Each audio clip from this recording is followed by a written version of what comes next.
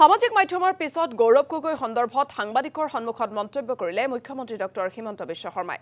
সামাজিক মাধ্যম যোগে গৌৰৱ গগৈৰ বিৰুদ্ধে উত্থাপন কৰি অহা অভিযোগ সন্দৰ্ভত মন্তব্য ডক্টৰ হিমন্ত বিশ্ব শৰ্মাৰ। পাকিস্তানী উচ্চায়ুক্তৰে গৌৰৱ গগৈ বৈঠকত মিলিত হৈছিল নে নাই? উচ্চায়ুক্তৰ সৈতে হোৱা বৈঠকত ভাগ লোৱা যুৱকসকলৰ নাম কি? তেওঁলোকে বৰ্তমান কি কৰি আছে? এই সকলোৰে উত্তৰ পোনপটীয়াকৈ দিবলৈ সাংসদ গৌৰৱ গগৈক আহ্বান মুখ্যমন্ত্ৰী ডক্টৰ হিমন্ত বিশ্ব শৰ্মাৰ। পত্নী যদি ISI এজেণ্ট, মই ৰৰ এজেণ্ট, এনেদৰে মন্তব্য কৰিছিল সাংসদ গৌৰৱ গগৈ। এতিয়া হিমন্ত বিশ্ব শৰ্মাৰ প্ৰশ্ন, একেটা ঘৰতে ISI আৰু ৰৰ এজেণ্ট কেনেকৈ থাকিব পাৰে? টুলুঙা মন্তব্যৰ আঁৰতো থাকে স্পৰ্শকাতৰ বিষয়। গোটেই বিষয়টো জড়িত হৈ আছে ৰাষ্ট্ৰীয় নিৰাপত্তাৰ লগত। এনেদৰে পুনৰ সৰব হ'ল ৰাজ্যৰ মুখ্যমন্ত্ৰী ডক্টৰ হিমন্ত বিশ্ব শৰ্মা। 2009 চনত গৌৰৱ গগৈয়ে পেলেষ্টাইনৰ বিভিন্ন ঠাই ভ্ৰমণ কৰাৰ অভিযোগ মুখ্যমন্ত্ৰীৰ। গৌৰৱ গগৈৰ পত্নীৰ নাগৰিকত্ব সন্দৰ্ভতো মন্তব্য কৰিলে মুখ্যমন্ত্ৰীয়ে। পত্নীয়ে নাগৰিকত্ব ল'লে নে নাই সেয়া নাজানো, যদি ল'লে তেন্তে সেয়া ৰাজহুৱা কৰিব লাগে সাংসদ গৌৰৱ গগৈ। সামাজিক মাধ্যমৰ পিছত এতিয়া এনেদৰে সংবাদ মাধ্যমৰ আগতো লোকসভাৰ বিৰোধী উপদলপতি গৌৰৱ গগৈৰ বিৰুদ্ধে আগ্ৰাসী স্থিতি ডক্টৰ হিমন্ত বিশ্ব শৰ্মাৰ। মুখ্যমন্ত্ৰীৰ প্ৰশ্নবান আৰু অভিযোগক গৌৰৱ গগৈয়ে কেনেধৰণে প্ৰত্যুত্তৰ দিয়ে সেয়া হ'ব এতিয়া গুৰুত্বপূৰ্ণ।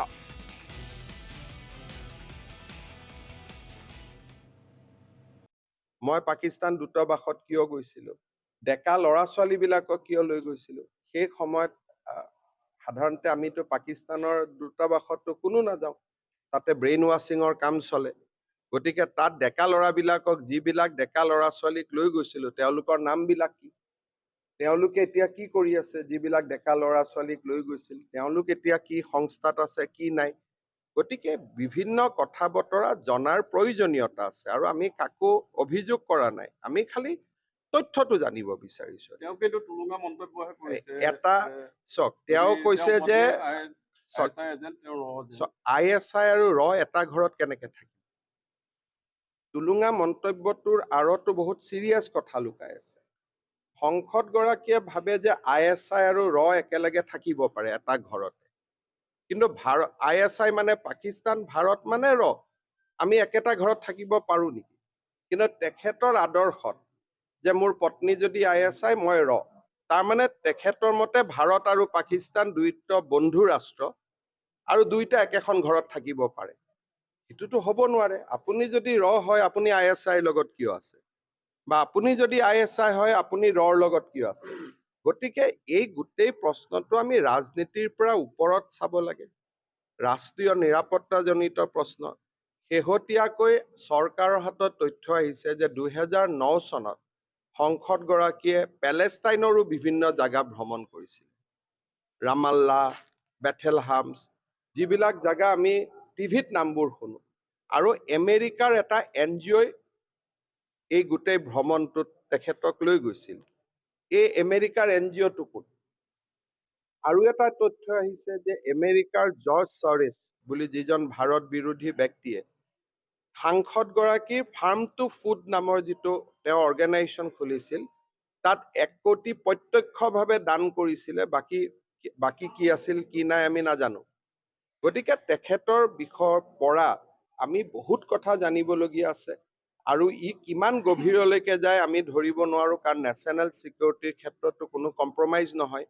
সেয়েহে 16 তাৰিখে আমাৰ কেবিনেটত এই বিষয়টো আমি আলোচনা কৰিম, আৰু উত্তৰ কেইটা তেখেতে, মই টুইটবোৰ চাই আছো, উত্তৰটো চিম্পল দি নিদিয়ে যে হয় নহয় মোৰ ৱাইফ ইণ্ডিয়ান চিটিজেন। এটা বিতৰ্ক শেষ হৈ যায়।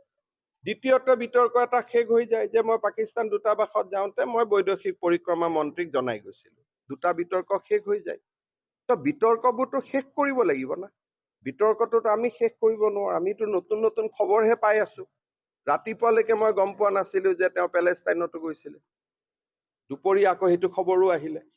গতিকে এই গোটেই আমি কাকো দোষাৰোপ কৰিব খোজা নাই, খালি তেওঁ এটা এটা সৰু সৰু টুইট কৰি দিলে লেঠাবোৰ মৰি যায়। এইবাৰ অসম বিধানসভাত নাই, মই ভাবো এইটো বিধানসভাৰ বিষয় নহয়, এইটো ৰাষ্ট্ৰীয় নিৰাপত্তাৰ বিষয়। গতিকে বিধানসভাই আৰু ইয়াক কোনোবা বিৰোধী পক্ষই তুলিলে চৰকাৰে উত্তৰ দিব লাগিব, কিন্তু চৰকাৰী পক্ষই এই বিষয়টোলৈ আৰু বিধানসভাৰ সময় নষ্ট কৰিব খোজা নাই। আমি সোনিয়া গান্ধীক কৈ থাকো যে ইমান দিন নাগৰিকত্ব লোৱা নাছিল বুলি। সাধাৰণতে সোনিয়া গান্ধী যেতিয়া ভাৰতৰ প্ৰধানমন্ত্ৰী হ'ব খুজিছিল, APJ আব্দুল কালামে তেওঁক এই প্ৰশ্নটোকে কৰিছিল বুলি শুনা যায় যে আপুনি ইমান বছৰ ভাৰতক নিজৰ মাতৃ বুলি গ্ৰহণে কৰিব নোৱাৰিলে। গতিকে 12 বছৰ এটা সুদীৰ্ঘ বছৰ। আৰু কাৰ বোৱাৰী? অসমৰ 3বাৰ মুখ্যমন্ত্ৰী তৰুণ গগৈ বোৱাৰী। সাধাৰণ পৰিবাৰটো নহয়। গতিকে মই ভাবো যে তৰুণ গগৈ ডাঙৰীয়াৰ প্ৰতিও সন্মান জনাই এই কথাটো এবাৰ জানিব লাগে। যদি লৈছেতো ভাল কথা, তেতিয়াতো এইটো বিতৰ্কটো এটা বিতৰ্ক সামৰণি মৰি গ'ল। যদি লোৱা নাই, অসমৰ মানুহক জনাব লাগিব যে অসমক, আৰু এইটো ভাৰতৰ নাগৰিকত্ব নহয় ন, অসমৰোতো এটা নাগৰিকত্ব, অসমীয়া বুলি পৰিচয়। ভাৰতৰ নাগৰিকত্ব হলে অসমৰ ভোটাৰ লিষ্টৰ নাম যে আপোনাৰ স্বামী দুবাৰকৈ সংসদ হ'ল কলিয়াবৰত, এবাৰকৈ সংসদ হ'ল যোৰহাটত। মোৰ নিজৰ স্বামীজনকো মই ভোট এটা নিদিম নে? ভোটটোতো বিজেপিক নিদিয়ে, কিন্তু নিজৰ স্বামীকটোতো দিম, সেইখিনিও কৰা নাই। গতিকে যদি কৰিছেতো আমি প্ৰশ্ন কৰাৰ কোনো কথাই নাই। ওচৰ তৰিব নতৰিব সেইটো এটা বেলেগ কথা, কিন্তু কেইটামান কথাত আমি স্পষ্ট হোৱাৰ প্ৰয়োজনীয়তা আছে। প্ৰথম, যিগৰাকী সংসদ তেওঁৰ পত্নীয়ে পাকিস্তানত কাম কৰাটো সঁচা নে মিছা? দ্বিতীয়তে, তেখেতে ভাৰতীয় নাগৰিক লৈছে নাই লোৱা? তৃতীয়তে, এই গোটেই ঘটনাৰ সময়ছোৱাত সংসদগৰাকীয়েও পাকিস্তান ভ্ৰমণ কৰিছিল নেকি? দ্বিতীয়তে, সংসদগৰাকীয়ে পাকিস্তান ৰাজদূতক সাক্ষাৎ কৰোঁতে বৈদেশিক পৰিক্ৰমা বিভাগৰ অনুমতি লৈছিল নে নাই লোৱা? আজি ৱাজবীৰ হুছেইন, ননীগোপাল মহন্তক টানি আনিছে। যদি নহয়, যদি গৌৰৱ গগৈ মিটিঙত মাতে কোন নাযাব? মোক মাতিলে ময়ো যাম, কিন্তু সেইটোৰ লগত পাকিস্তানৰ সম্পৰ্কটো কি আছে? এওঁলোককতো আপুনি কোৱা নাই।